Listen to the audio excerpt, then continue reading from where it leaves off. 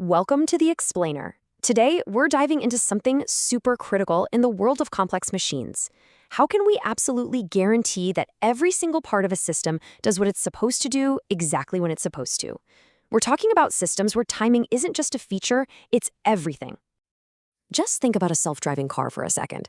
It's got a whole network of processors and sensors, all talking to each other, all making split-second decisions.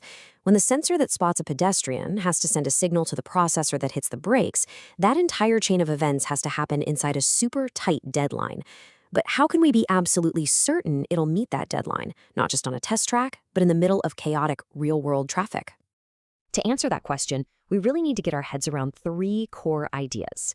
First, we're going to define how we even measure being on time, and that's called the worst-case response time.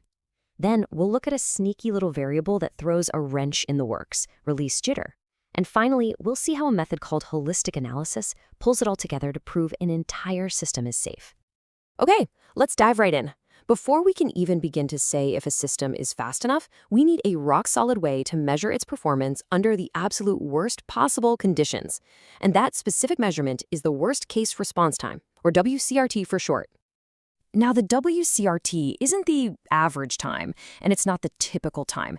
It is the absolute, ironclad, guaranteed maximum amount of time a specific action will ever take, from the very instant it's triggered to the moment it's completely done. Look, in these safety-critical systems, the best-case scenario doesn't matter. You have to plan for the absolute worst. So what goes into calculating this number? It really boils down to two key things. First, you've got the time it actually takes to do the work, to run the code or transmit the data.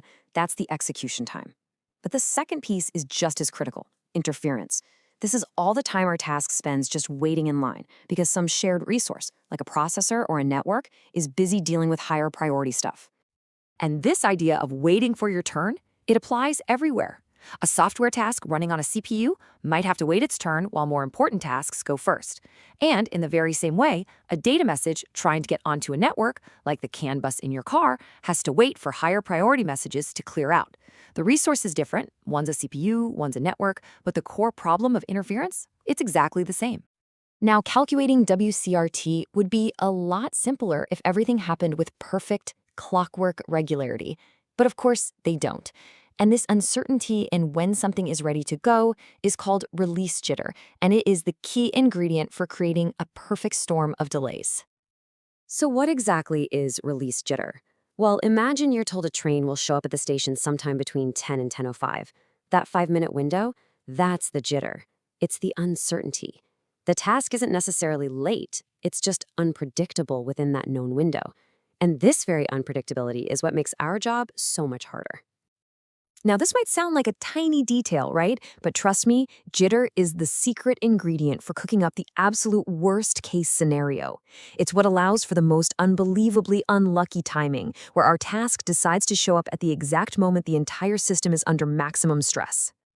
And here is exactly how that perfect storm plays out. First, thanks to jitter, our task shows up at the earliest possible moment in its window. Then, and this is the worst possible coincidence, every single higher priority task on that system decides to get released at the exact same instant. And bam, our task is now stuck at the back of this massive queue, forced to wait for the maximum possible amount of interference before it even gets a chance to start. That critical, terrible moment is what defines its true worst-case response time.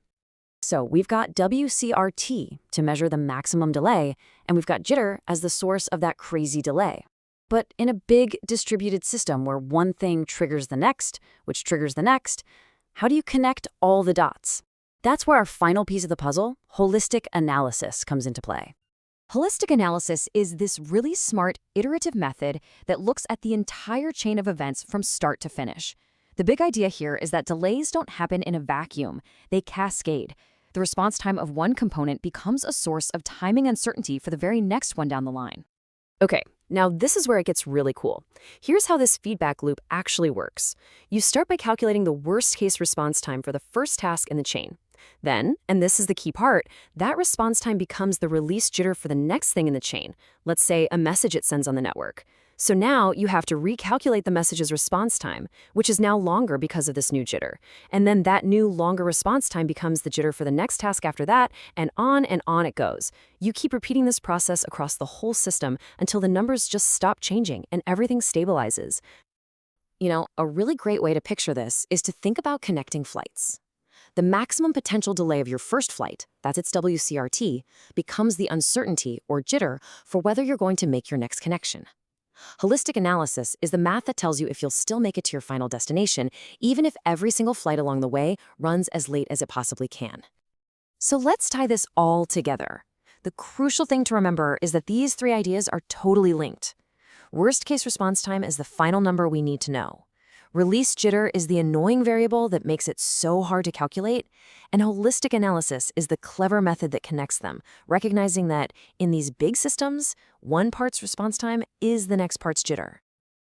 And this all leads to a much bigger question for the future. We rely on these incredibly complex, interconnected systems for everything, from financial markets to keeping planes safely in the sky. As they get even faster and even more connected, the challenge of proving that they are safe and reliable is only going to get tougher. How will our methods for analyzing them have to evolve to keep up? And that's a wrap on our look into holistic timing analysis. If this helped you make sense of it all, do us a favor and hit that like button, share it, and subscribe for more deep dives from The Explainer. We'll see you next time.